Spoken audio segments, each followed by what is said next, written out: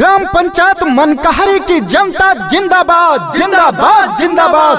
Amit doctor भैया जिंदाबाद जिंदाबाद जिंदाबाद। अब की मोहर कहाँ लगेगा? चश्मा वाले निशान पे। जन जन के सेवक, गरीबों के मसीहा, आपके भाई, आपके बेटे, सरपंच पद के उम्मीदवार ग्राम पंचायत मनकहरी से चल पड़े हैं विकास की ओर, विकास की गंगा बहाने।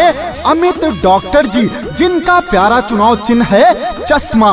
तो याद रखे भाइयों, 1 जुलाई को पोलिंग बूथ पे जाना है तो चश्मा पे मोहर लगाकर अमित डॉक्टर जी को अपना सरपंच बनाना है। अपने ग्राम पंचायत मनकहरी में विकास की गंगा बहाना है। आपका प्यारा चुनाव चिन्ह चश्मा चश्मा चश्मा। कहती है जनता सारी, कर ली सबने तैयारी, जीतेंगे अब की भैया, अब की है इनकी बारी। कहती है जनता सारी, कर ली सबने तैयारी, जीतेंगे अब की भैया, अब की है इनकी बारी। ग्राम पंचायत मनकहरी से जीताएंगे, अमित डॉक्टर को सरपंच हम बनाएंगे।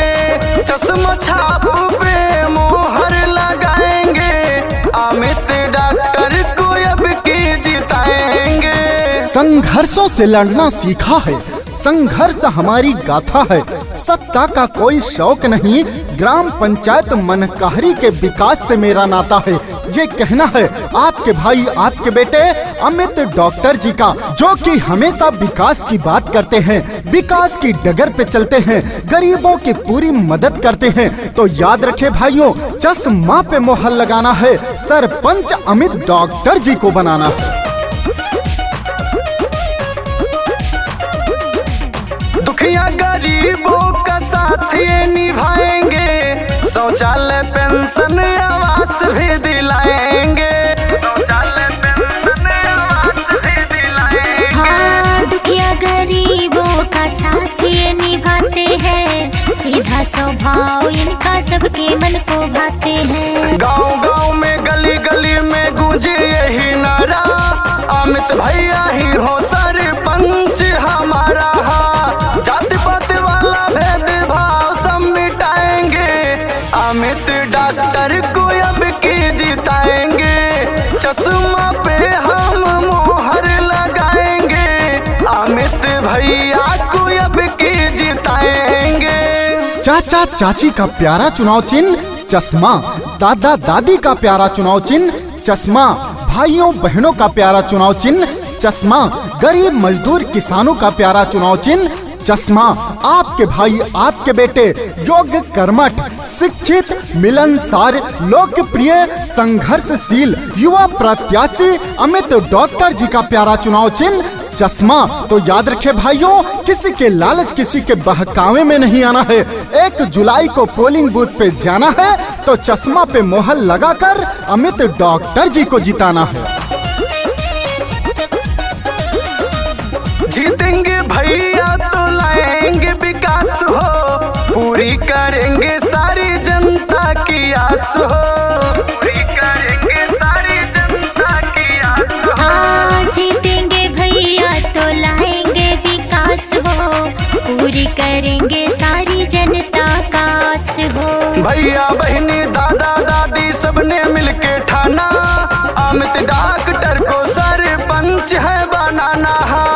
मनकहरी को अब की चमकाएंगे, अमित भैया को अब की जिताएंगे। आपके भाई, आपके बेटे अमित डॉक्टर जी का वादा है कि जब मैं सरपंच बनूंगा तो अपने ग्राम पंचायत मनकहरी में हर गली में पक्की सड़क बनवाने का काम करूंगा, पक्की नाली बनवाने का काम करूंगा, गरीबों को आवास देने का काम करूंगा, विधवा विकलांग वृद्धा पेंशन पात्रित लोगों का बनवाऊंगा। तो याद रखे भाइयों, सरकार द्वारा चलाई गई सभी योजनाओं का लाभ उठाना है। तो इस बार चश्मा पे मोहर लगाकर अमित डॉक्टर जी को जिताना है। जहाँ जहाँ जाओ वही होती इनकी बात हो, जनता ये ठान चुकी है देगी अब की साथ हो, जनता ये ठान चुकी है देगी अब की साथ हो। हाँ, जहाँ जहाँ जाओ वही होती इनकी बात हो, जनता ये ठान चुकी है देंगे इनका साथ हो। गाँव भैया मेरे जीतेंगे तो आएगी खुशहाली। हाँ, अंकित तिवारी ये सबसे बताएंगे, अमित डॉक्टर को सरपंच हम बनाएंगे। चश्मा पे अब की मोहर लगाएंगे, अमित डॉक्टर को सरपंच हम बनाएंगे।